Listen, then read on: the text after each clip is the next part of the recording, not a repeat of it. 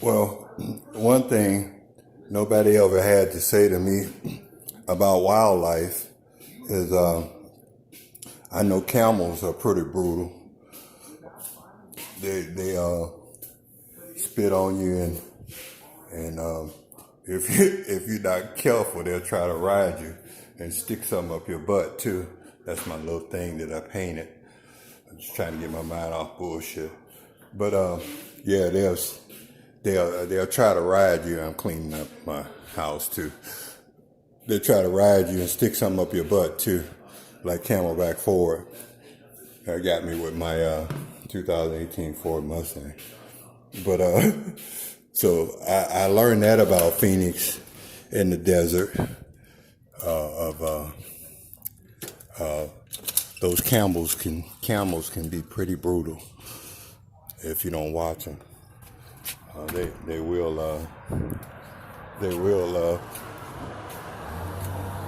try to ride you and stick something up your butt. But I just had to walk out and get some air. But other than that, and the thing is, it's really funny too because you can't get most of your videos, especially when you start talking about them and the facts can't be disputed, and you catch them in something, then just like somebody, I wish I would have raised my head that day when somebody said, "Can you hear me? I know you hear me."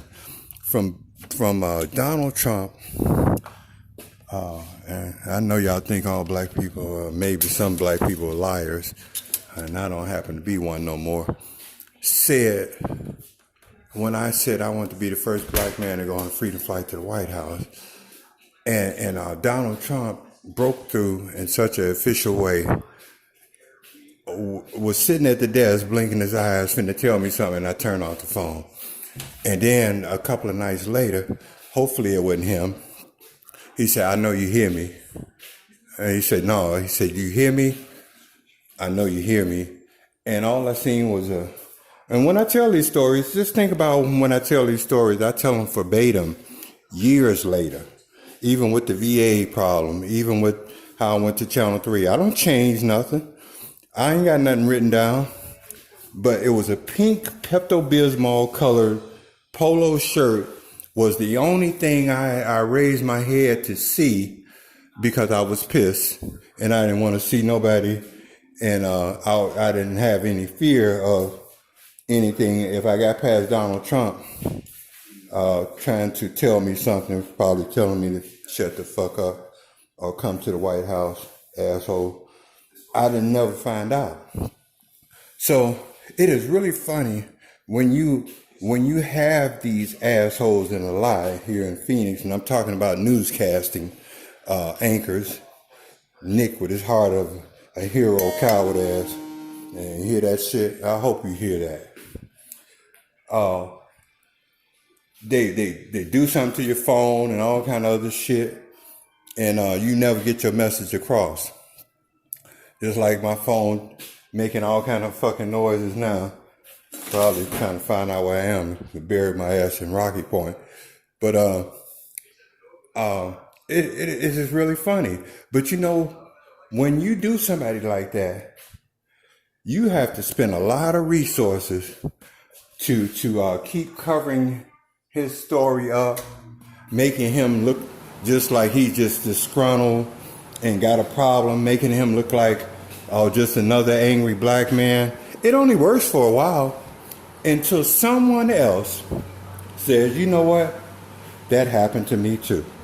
And then here come that same news company or person, Nick with his coward ass, come to your door and say, "Hey man, I want to do an interview.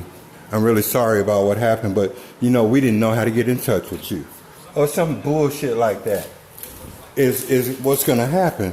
Because see, I could have went to the Veterans Parade and I could have walked right up to one of the news people, and they're so naive to know that, damn, that's the guy that's been talking about our ass.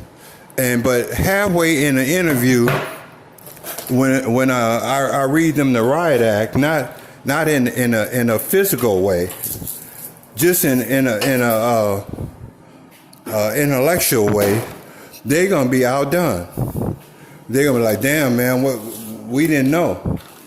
Because when you can interview a dishonorable vet with some information to give to, or his philosophy with his legs crossed at the bench, and you just as crooked as him, he ain't got nothing to say to nobody other than go see the fucking parade and keep his fucking mouth shut.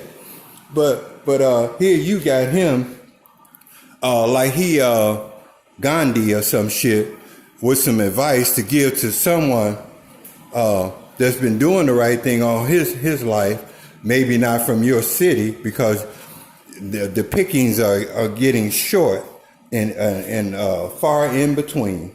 Because like I say, one crook knows another one.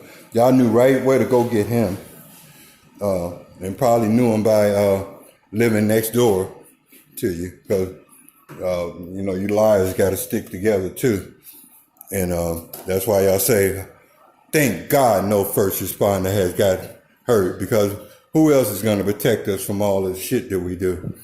But anyway, let me see what my phone is dinging for. But I'll be all day.